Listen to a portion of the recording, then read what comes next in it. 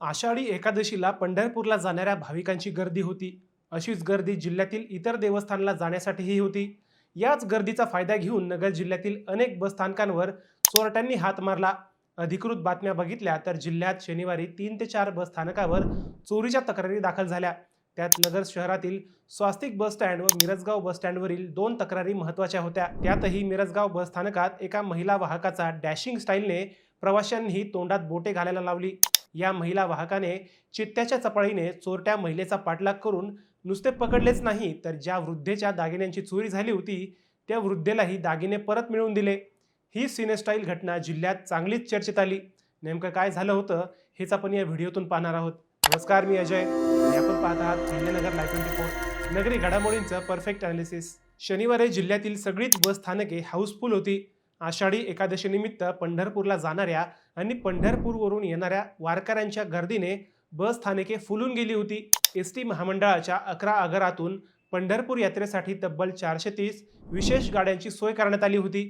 त्यात अहिल्यानगर विभागाच्या 280 तर धुळे विभागाच्या 75 आणि जळगाव विभागाच्या 75 एस टी गाड्यांचा समावेश होता. तारकपूरसह जिल्ह्यातील अनेक बस स्थानकांनी 24 तास विशेष सेवा दिली. लाखो भाविकांनी यात्रा काळात प्रवास केला. सगळ्याच बस स्थानकात प्रचंड गर्दी होती. याच गर्दीचा फायदा घेऊन चोरट्यांनीही संधी साधली. शुक्रवारी सायंकाळी मूळच्या शेवगाव तालुक्यातील अंतरवालीच्या वैशाली देवीदास कसाळ या महिला प्रवाशाची चोरी झाली. वैशाली या स्वास्तिक बस स्थानकातून एस टी बसमध्ये चढत होत्या. बस स्थानकावर प्रवाशांची एवढी गर्दी होती की बसमध्ये चढताना कसरत करावी लागत होती. याच गर्दीत वैशाली यांच्या पर्सची चोरी झाली. वैशाली यांच्या पर्समधून 2 लाख रुपये किमतीचे 18 ग्रॅमचे सोन्याचे मिनी गंठन, 40,000 रुपयांची 4 ग्रॅमची पिळ्याची अंगठी, 70,000 रुपयांचे 7 ग्रॅमची सोन्याचे इयररिंग, 40,000 रुपयांची 4 ग्रॅमची कानातील रिंग आणि लहान बाळाची 10,000 रुपयांची सोन्याची 1 ग्रॅमची बाळी असा एकूण 3,60,000 रुपयांचा मुद्देमाल अज्ञाताने लांबविला. दागिने चोरीला गेल्याचे लक्षात येताच या महिलेने तातडीने पोलिसांशी संपर्क साधला. या घटनेची माहिती मिळताच कोतवाली पोलीस ठाण्याचे पोलीस निरीक्षक नितीन देशमुख आणि पोलीस उपनिरीक्षक गणेश देशमुख यांनी सहकाऱ्यांसह घटनास्थळी भेट देऊन पाहणी केली. कसाळ यांच्या फिर्यादीवरून कोतवाली पोलीस ठाण्यात चोरीचा गुन्हा नोंदवण्यात आला. बस स्थानकावर चोरीच्या घटना घडण्याचे प्रकार वारंवार घडत असतानाच स्वास्तिक बस स्थानकावरून पुन्हा चोरीची घटना घडली. दुसऱ्या दिवशी शनिवारीही असाच प्रकार घडला. मात्र या घटनेला एक सुखद अँगलही होता. कर्जत तालुक्यातील मिरजगाव बस स्थानकात हा प्रकार घडला.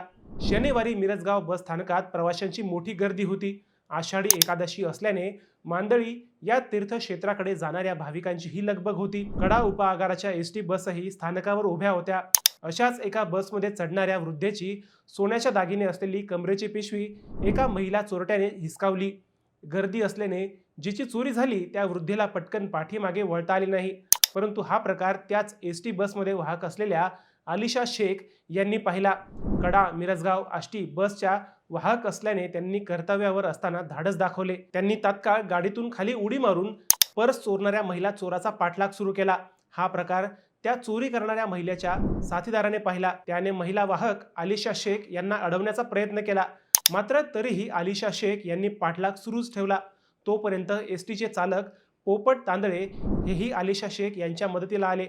त्यांनीही पाठलाग करत या महिला चोराला रंगेहात पकडले. एवढ्या गर्दीत महिला वाहकाची ही दबंग स्टाईल उपस्थितांमध्ये चर्चेचा विषय ठरली. कुणाला काही कळण्याच्या आत चित्त्याच्या चपळाने एका वाहकानेच महिला चोराला पकडले होते.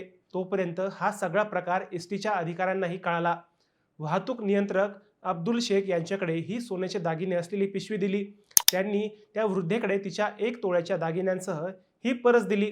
त्यानंतर पोलिसांना बोलावून त्या महिला चोराला त्यांच्या ताब्यात देण्यात आले. आलिशा शेख यांच्या चपळाईचे व धाडसाचे कौतुक झाले. सगळ्याच चालक वाहनाने अशी दबंगगिरी दाखवली तर बस स्थानक व प्रवासात होणारे चोरीचे प्रकार निश्चितच थांबतील. मित्रांनो, तुम्हाला या विषयावर काय वाटतं हे आम्हाला कमेंट करून नक्की कळवा. शिवाय व्हिडिओ आवडला असेल तर चॅनलला सबस्क्राईब करून व्हिडिओला लाईक करायला विसरू नका. पुन्हा भेटूयात नव्या विषयावर. तोपर्यंत सप्रेम नमस्कार.